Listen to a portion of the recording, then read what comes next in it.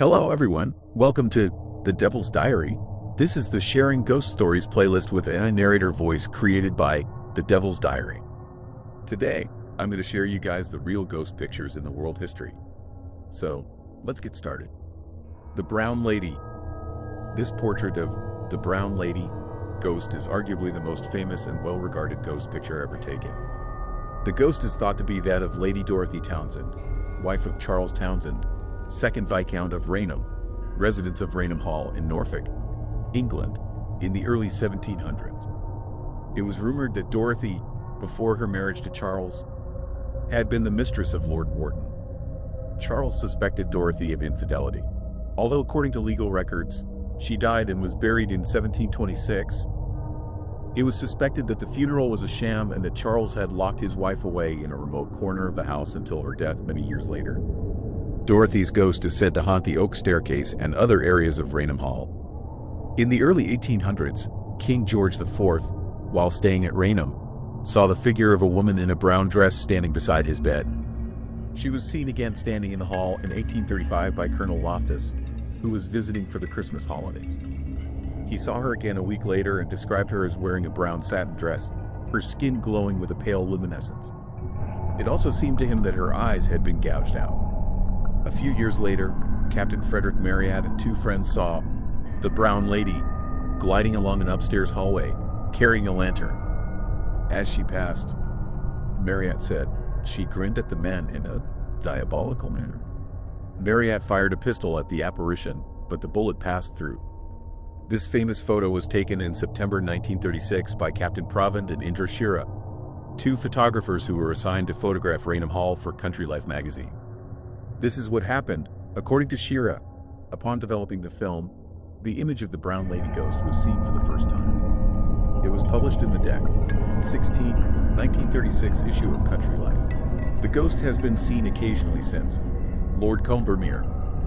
This ghost picture of the Combermere Abbey Library was taken in 1891 by Sybil Corbett. The figure of a man can faintly be seen sitting in the chair to the left. His head, collar, and right arm on the armrest are discernible. It is believed to be the ghost of Lord Combermere. Lord Combermere was a British cavalry commander in the early 1800s who distinguished himself in several military campaigns. Combermere Abbey, located in Cheshire, England, was founded by Benedictine monks in 1133. In 1540, King Henry VII kicked out the Benedictines, and the abbey later became the seat of Sir George Cotton KT, Vice-Chamberlain to the household of Prince Edward, son of Henry VIII.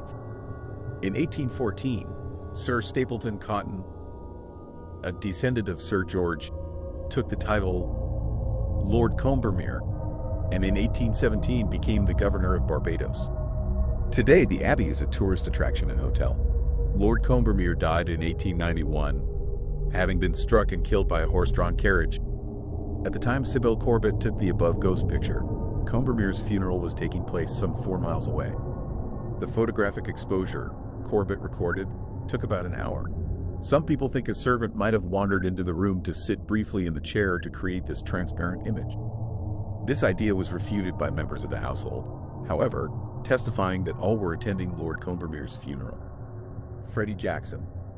This intriguing photo, taken in 1919, was first published in 1975 by Sir Victor Goddard, a retired RAF officer. The ghost picture is a group portrait of Goddard's squadron, which had served in World War I at the HMS Daedalus training facility. An extra ghostly face appears in the photo, in back of the airman positioned on the top row. Fourth from the left, can clearly be seen the face of another man. It is said to be the face of Freddy Jackson, an air mechanic who had been accidentally killed by an airplane propeller 2 days earlier. His funeral had taken place on the day this ghost picture was snapped. Members of the squadron easily recognized the face as Jackson's.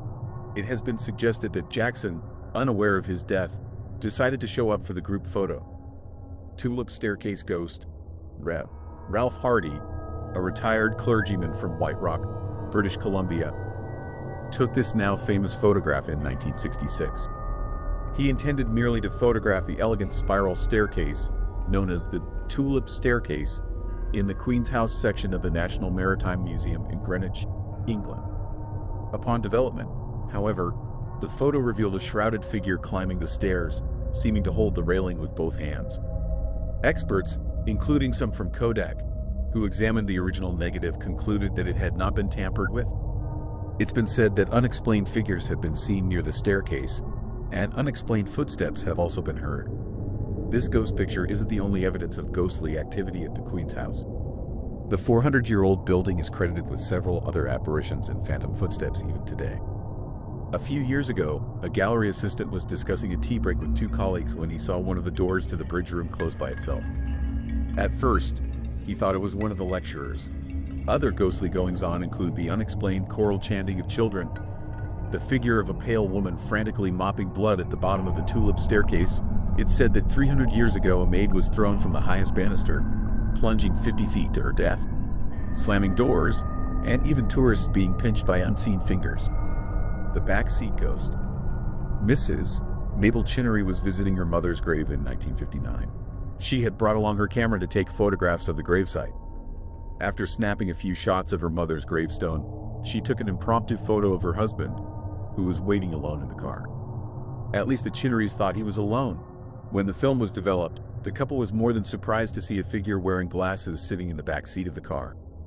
Mrs. Chinnery immediately recognized the image of her mother, the woman whose grave they had visited that day. A photographic expert who examined the print determined that the image of the woman was neither a reflection nor a double exposure.